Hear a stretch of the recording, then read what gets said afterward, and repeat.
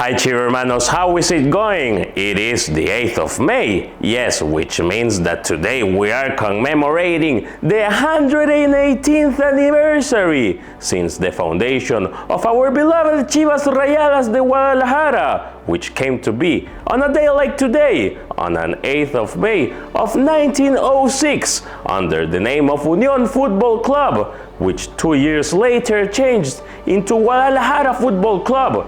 Today we will review, we're going to explore the history and the context of Mexican football, under which Las Chivas Rayadas came to be, and how football in Mexico became popular in the late 19th and early 20th centuries. Stay with me to review this piece of history as we celebrate the 118th anniversary of el club más querido del fútbol mexicano.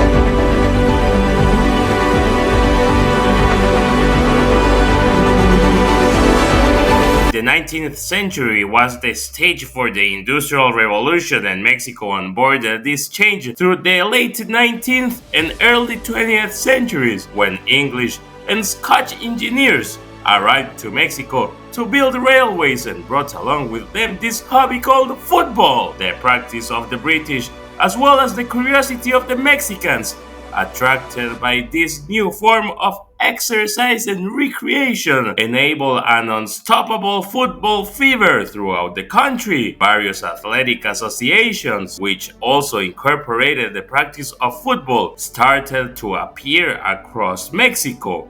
Orizaba Athletic Club, a cricket and track and field oriented club, was founded in the city of Orizaba in the state of Veracruz in 1898 and incorporated the practice of football as soon as 1901. Pachuca Athletic Club in the state of Hidalgo also started as a multi-sport institution and incorporated football in 1901. Now these guys are known as Los Tuzos del Pachuca. Furthermore, Mexico City, also known as Capital Rojiblanca, witnessed the incorporation of football throughout the city. The Mexico Cricket Club, Reforma Athletic Club, and the British Club animated the first hour of football in La Ciudad de Mexico. Now the Industrial Revolution was of course not all railways, and there were other sectors which also industrialized and arrived to Mexico in the late 19th and early 20th centuries, and one of this industry was the textile industry. This is how Belgian businessman Edgar Everard arrived to Mexico in the early 20th century and settled in Guadalajara, according to various sources, in 1904. The French department stores were booming in the city of Guadalajara at that time.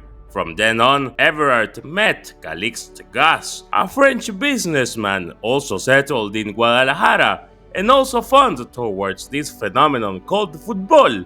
Everard and Gas also met the Orozco brothers, Gregorio and Rafael, and together in 1906 founded Unión Football Club.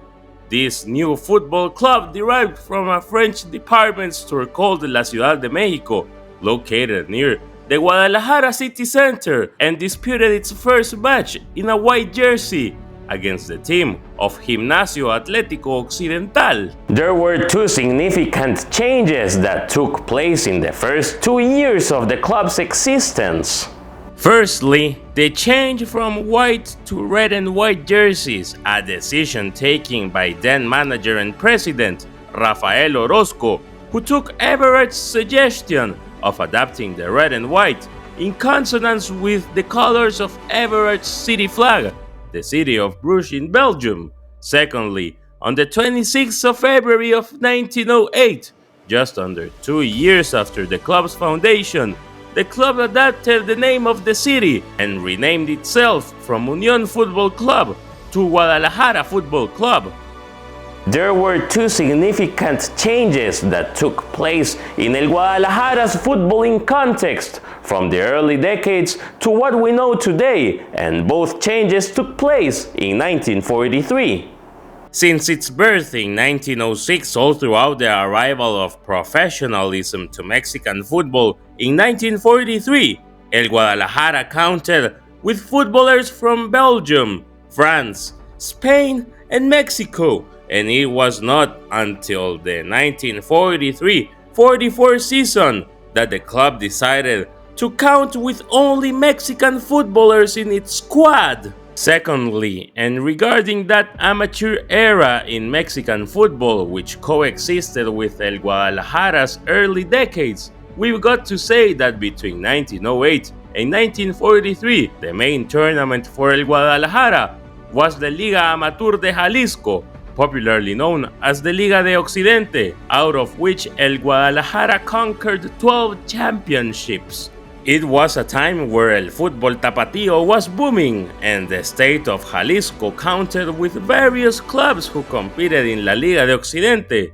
We're speaking about forgotten glories of the first hour of tapatío football, such as Marte de Guadalajara, Club Deportivo Occidente, Club Deportivo Río Grande, Liceo de Varones, or Club Oro, who, along with Atlas and Chivas, animated the early stage of football in Jalisco. I hope that you enjoyed this anniversary special of We Go To News, and if you'd like to know more about other aspects regarding the history of the red and white, you can check out the anniversary video that I did last year, which is linked on the description below. It's been 118 years of Club Deportivo Guadalajara. It's been 118 years of generations of Chivermanos who have fed this fire of Chiva passion in the hearts of millions and millions of people, and which has already transcended frontiers. Feel very proud of being fan of such an important institution for Mexican and global football. Signing off this new edition of We Go To News, I am Alfredo Rodriguez, and as always, arriba las Chivas!